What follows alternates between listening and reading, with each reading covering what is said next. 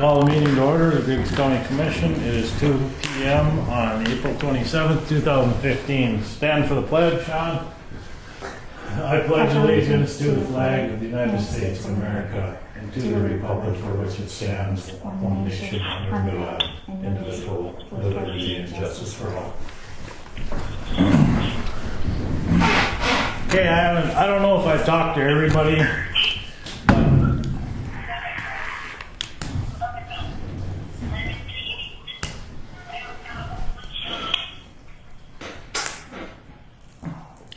I have received a few phone calls last week.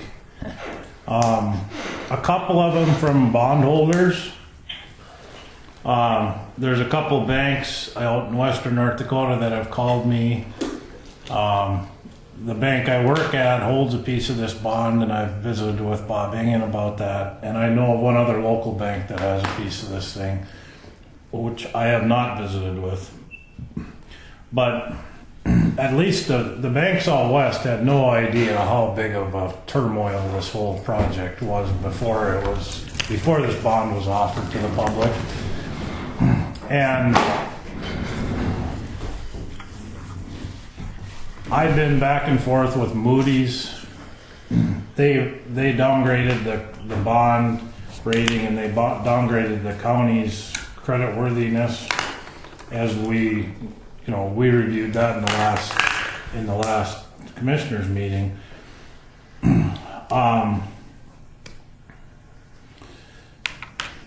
As I visited with the banks that are involved in this thing, it appears to me that they are willing to work with us to try to resolve the issue of finishing the courthouse and the lack of funding to do that. I don't know to what level they're willing to participate. I do think that we're better off with those people on our team than having them, the Bank of North Dakota, and the building authority at odds. I would rather be in a position that those folks are our allies as we move forward. I visited with Jamie this morning. I hadn't heard anything definitive on whether or not the North Dakota Insurance Reserve Fund would be representing the county if this thing did get into a default situation. There will be action taken against the county as it relates to the lease. He wasn't sure, and he was going to get back to me, and I have not heard from him. Now, I don't know what that means. He's on the way. He's on his way here. Nevertheless, he didn't call me. No. He'll be here in 5 minutes, I think. Okay. I don't know if he has an answer to that, He just texted me and said he was on the way, turn at 7 Mile Corner. Oh, okay. There are a couple of other avenues that the county could travel other than not making the lease payment. And the reason I called a special meeting today was because today is D-Day. As far as making the lease payment without having this thing in hard default, we would have to wire the money out to the Bank of North Dakota this afternoon, and then the bondholders would get paid on the 1st of May. One thing that there's a provision in the Century Code to reduce the lease payments if there is work required on a lease building of the county. The lease payments could be reduced in the amount of the dollars spent out of from the county treasury to hold the taxpayers harmless. Now that might be something we can do going forward.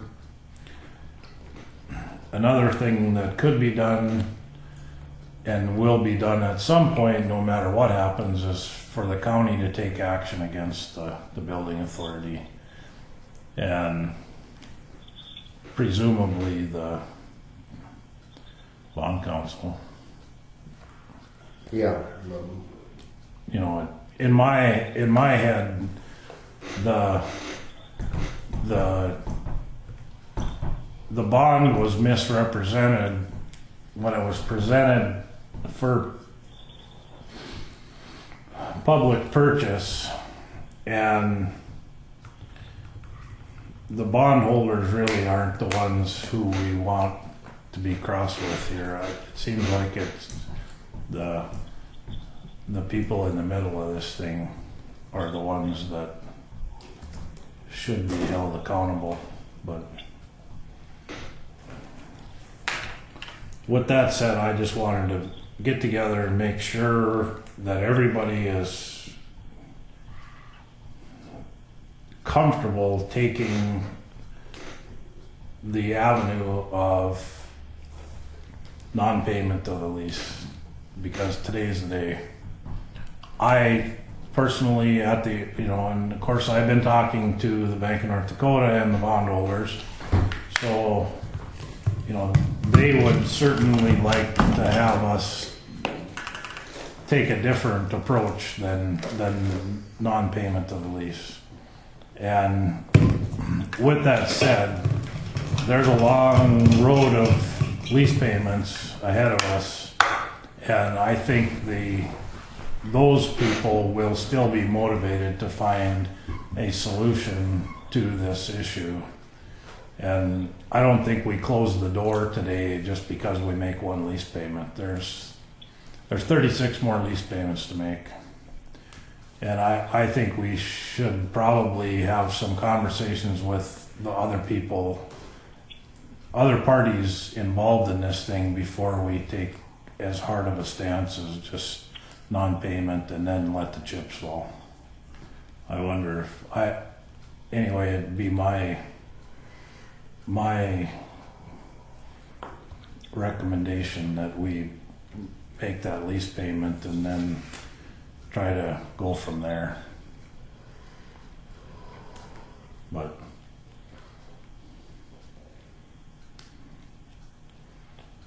Well, I think the number one priority in all this, and always has been right from the start, from the time the recall election started until this point and forevermore, is make sure that the taxpayer is dealt a fair deal when it comes to the financial dealings of the county. yeah, The easiest way to force this issue is to not make the lease payment. That is going to force the issue. There's going to be a resolution made one way or the other. When the issue is forced, although, the path that it goes on from here forward is the only path taken. It has to go down that road until it finally arrives at a decision. And there won't be any changing in between times there. So that might very well mean that we don't make the lease payment. The bondholders foreclose on the property. They lock us out of the property. We still maintain, and I think correctly, that the building authority is in violation of the lease. They have taken payment and are demanding payment for a product they're not delivering. And that's a basic tenet of any lease. Nevertheless, until we prove that they are incorrect, we will be held with the verbiage in that lease agreement. So we could win the battle and lose the war. We could end up 3 years down the road having a court say, yes, you guys were correct. You didn't have to make that lease payment. In the meantime, we've forfeited 3 years of use of the courthouse. We have possibly put the grant in danger. For what purpose? Because we wanted an ultimate decision on that. I think we can get the ultimate decision, although it galls me to think this way, because in private business I wouldn't. But I think that we can maybe have the best of both worlds, satisfy both sides of the public's viewpoint on this. The one side being that why don't you just finish it? It's just about done. The other side being why in the world would you finish it? It's not your responsibility. We could pay the lease, scrape the money together to finish it, and then go after the responsible parties for the money over the county. That's not my preference, but that's probably in the interest of everyone involved. That might be the acceptable solution.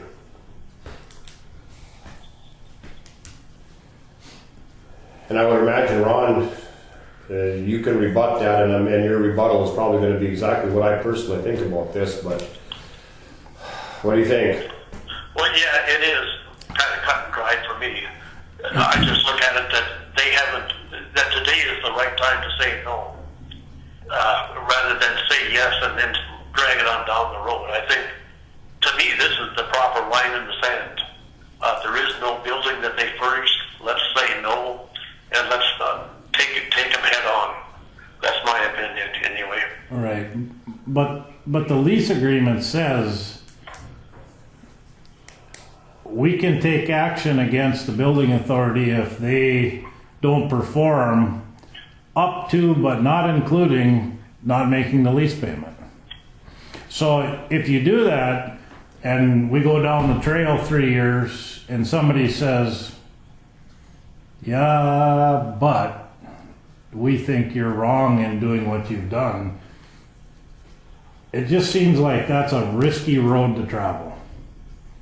And again, being a semi-risk averse individual, that's not my preference.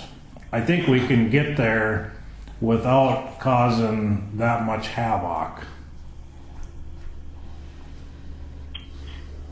Yeah, and to me, the risk is acceptable to me. I think this is the time to draw the line in the sand and take that risk on and face them, but in my opinion. The other thing I keep thinking is there's a couple other defects in this project, the way it sits. One being the EOC pledged as collateral to the Bank of North Dakota, and the other being the ground lease on the whole block. And I think these three issues that are outstanding right now, at least those two, I think we'd have much better luck repairing those defaults in a friendly environment with the bondholders in the Bank of North Dakota than we will at loggerheads. I just don't think that's going to be very easy to fix if we aren't in a situation where we're kind of working from the same side. Yeah, and I think we're on the right side. So I agree with you, Ron. I think it's worth taking them on it. Okay. Even if we're not in a friendly environment. I think that's where we draw the line in the sand and just say, this is what we believe in, and we're willing to go to court with it. Okay. Jamie, did you hear from the North Dakota Insurance Reserve Fund? Yeah, they couldn't give us a solid answer, of course, but there is a provision in insurance coverage that would cover a breach of contract, the defense for a breach of contract claim. Okay. Just a quick check of some of the things that pertain to this. In the Century Code 471613 is when the leasee may either vacate or repair the premises, and if they repair the premises, they can deduct that from the lease payments. That's a possibility in this thing. On the other end, also 471608, quiet possession of leased property. If we're not given possession, we have the right to vacate the premises, and also the lease would be then null and void. Those The latter is only something that we could achieve after this went through the whole process of litigation. The first one, where we could make the repairs and then take it out of the lease payment, would be something that could be done right away and out of the next lease payment. Now, whether or not when we didn't make the lease payment in full, if we wouldn't be facing the same situation we are now, we don't know that. So that isn't an automatic where we just say, okay, we're going to force you guys to pay for it. But we can't make that determination until we've had some discussions, and we haven't had any discussions. That's what it seems like. We're just short of time here, because the Bank of North Dakota doesn't know who the leaseholder, who the bondholders are, And they can't know that. So the only reason that I know who probably 30% of them are is because they called me. And Samantha's been introducing me to some new friends lately. And the Bank of North Dakota is going to step in on the behalf of the bondholders and the building authority and then try to enforce the lease. And so we are going to be up against that. Again, ultimately, I think we will prevail. But can we and should we subject the taxpayers of Griggs County to numerous years of this torment when we can possibly alleviate that to some extent, scrape up the money over a number of years, 2-3 years, maybe we finish the project in sections, get it inhabitable, and then try to make the taxpayers whole after that. They can both happen at the same time. They can both happen at the same time. So, as with any time you're on a public board, you have to leave your personal feelings on how you would handle the situation at the doorway, and you have to balance it against the people that you represent. And with option 2 of making a lease payment and trying to somehow finish the building, it's a rare occasion where and then taking whatever action necessary to try to reclaim the money that the county has expended on the behalf of the building authority. A rare occasion where you could satisfy everybody in the public sphere. The people that wanted it finished would have it finished. The people that wanted the building authority thought they should pay for it will be given the chance to have that go to litigation also. So I don't know. It's a tough deal to have to do here, and I'm not sure which way to go. I mean, that's why there's 5 people to vote here. What do you think, Dale? Well, personally, I'd like to draw a line in the sand, like Ron, but for the good of the taxpayers, I think we have to try to be a little more flexible and work with the bondholders to see if they can help us resolve this with the building authority. If we lock horns now, that's all we're going to get is our horns locked, and that's the end of it. Until someone separates us. Yeah. And in the meantime, the taxpayers are the ones that are going to be held in the lurch. Yeah, I think so. we're not going to get the building. It's not going to get finished. Yeah. Jamie? Well, I have 2 things to say, I guess. First and foremost, I'm most concerned about the grant and our liability to that if we can't get the bid.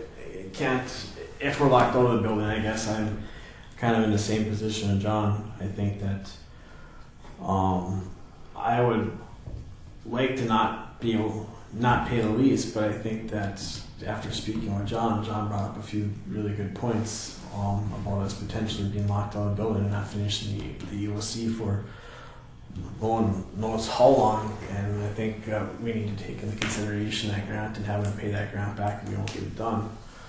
The second thing is, we've talked at length about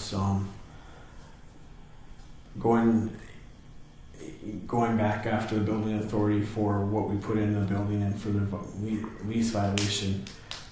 I've done extensive research on you know, if the building authority doesn't have any money and they decide to fold up shop, and if we'll be able to go after each of those guys individually. In theory, we should be able to, but that doesn't mean the court's always going to agree with us. Yeah. You know, we're still kind of looking at some unknowns here. I mean, it's kind of a situation that no one's been in before, so I don't want to give you guys ideas and say that these are guarantees, because nothing's really a guarantee. We're kind of in a neck of the woods that no one's ever been in before. But based on legal theory, that should be what happens, but that's not saying it's what's going to happen.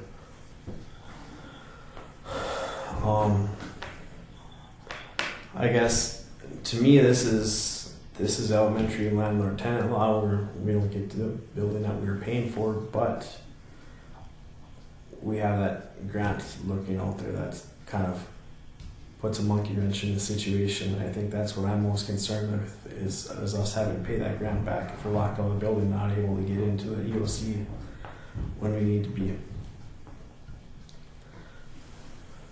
Sean? Yes. Wisdom? Not my personal feeling or the other. Well, Personally, I don't want to make the payment, but from what I'm hearing, I guess on behalf of the taxpayers of the county, it's probably the best option for now to pursue other avenues. One thing I want to tell you guys too is I'm definitely not shirking my job duties, but this is probably something that's going to take more than just me to work on if we're going to sue. I'm busy as it is, and I don't want to. Like I said, I'm not stepping back from my job duties, but this is kind of an unseen territory and something that might cost the county some money, and I want you guys to be aware of that too.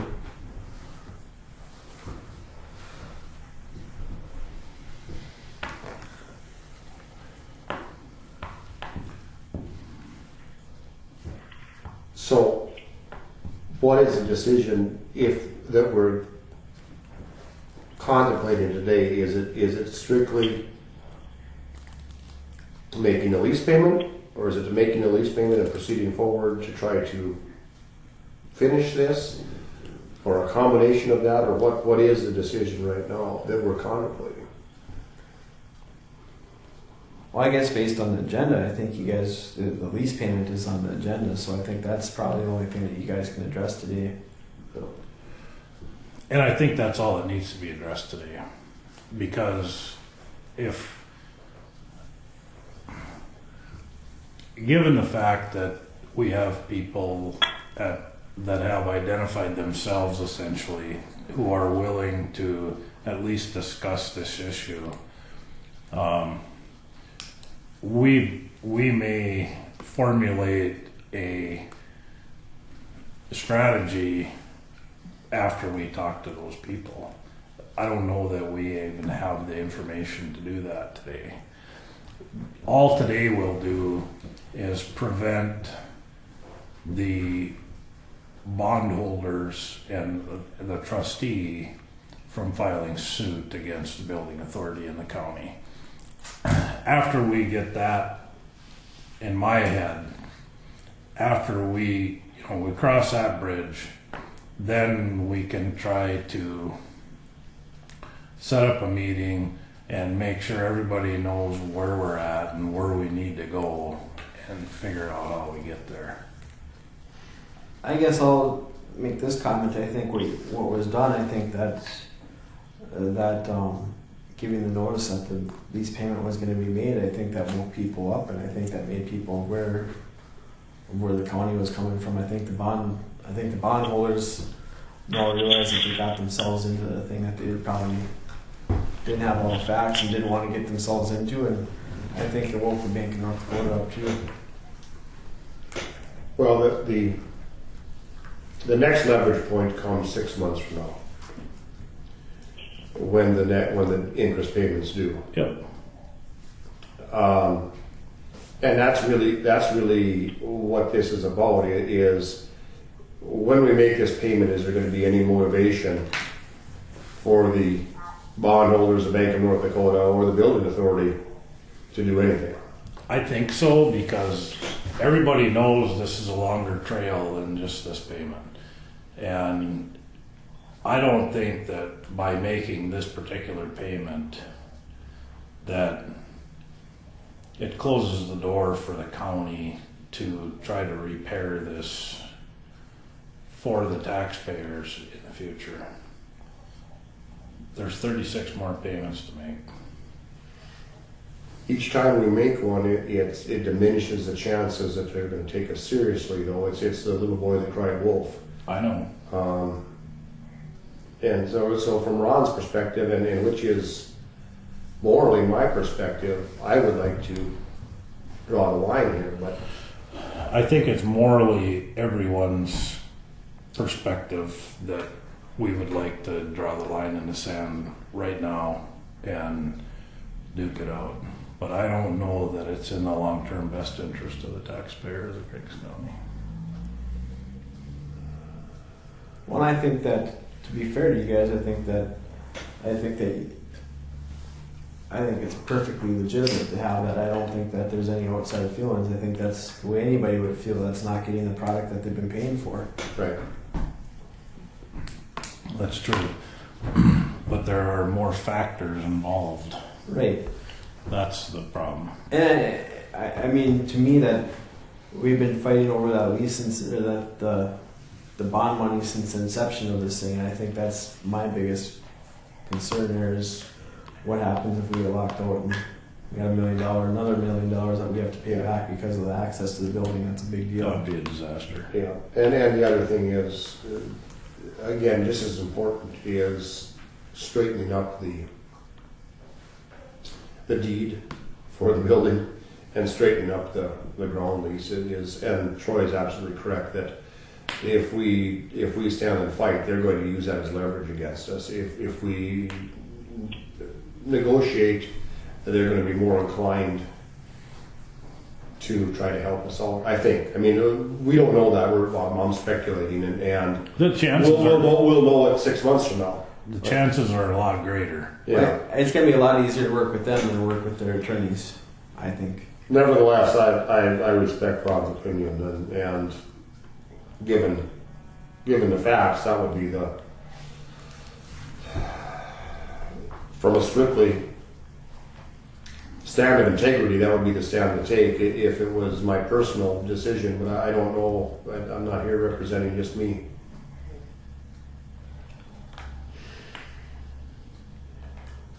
That's all I have to say. Okay.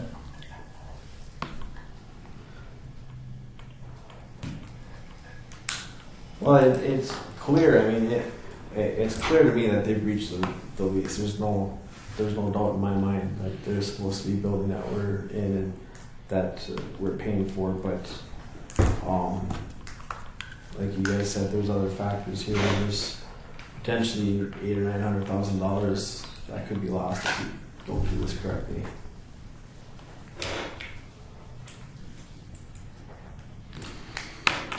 Okay.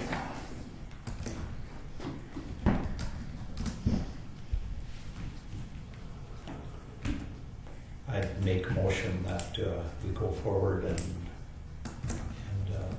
make our lease payment. Been moved by Dale that we make the lease payment as scheduled today. Is there a second to the motion?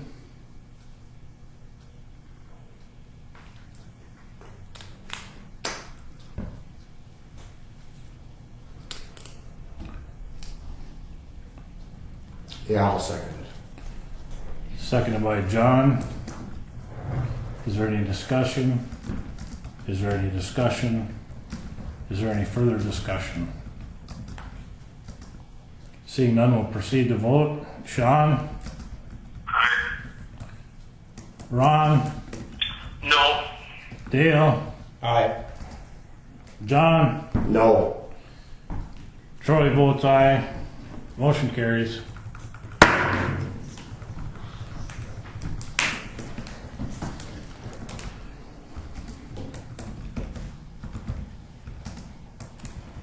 Okay, well, we have the wiring instructions for the Bank of North Dakota, so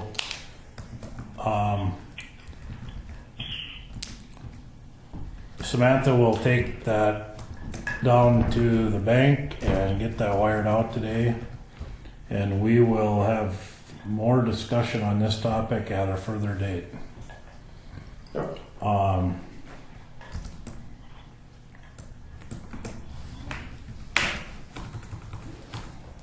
That concludes our agenda. Do you want to take roll call? Yes, You didn't take a roll call on the meeting. I'm sorry. That's okay. it was informal roll call, but we better do a roll call just to keep her official. Sean? Here. Ron? Here. Dale? Here. John? There. Troy's here. So, Okay. Motion to adjourn. Been moved by Dale to adjourn. Is there a second to the motion? I'll second it. Second by John. All in favor, say aye. Aye. Opposed, same sign. Motion carries. Meeting adjourned. Next regularly scheduled meeting is May 8th at 1 p.m. and the following meeting will be the 22nd of May at 1 p.m. This meeting is adjourned at 2:32 p.m. on April 27th, 2015.